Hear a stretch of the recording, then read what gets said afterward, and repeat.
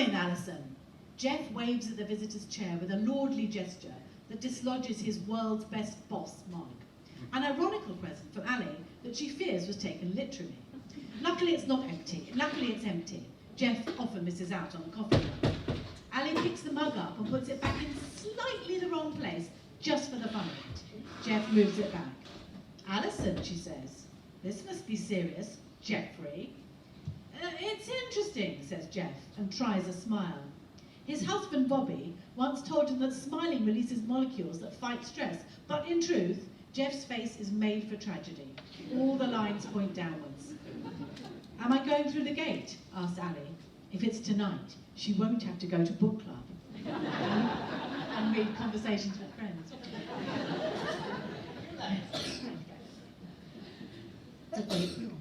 It's a different gate, says Jeff. A gate to the 19th century. The 19th century? But that's Tudor times.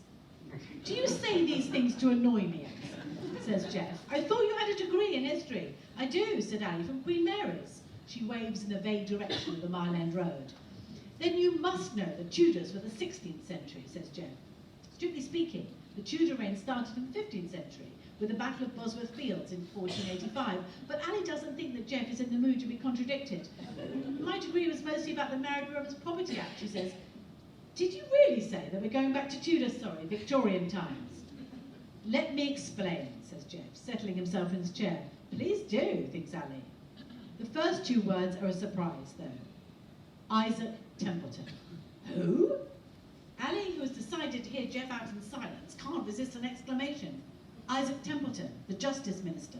I know. My son works for him. Jeff has met Finn several times. He even gave him some advice when Finn was thinking of applying for the civil service. But for the moment, the boss looks genuinely confused. Your son? Yes, Finn. He's a special advisor. Oh, well, that's interesting, because Isaac Templeton's great-great-grandfather was suspected of murdering 3 women in the 1850s. There wasn't enough evidence to convict him. But it remains a stain on the family honour. Isaac is writing a book about his family and he wants to be able to prove evidence of his ancestors' innocence. That's where we come in. He wants to meet you. He's asked for you specially, I believe. Elly is surprised into silence. Outside, she can hear Dina singing, "Enjoy yourself, it's later than you think."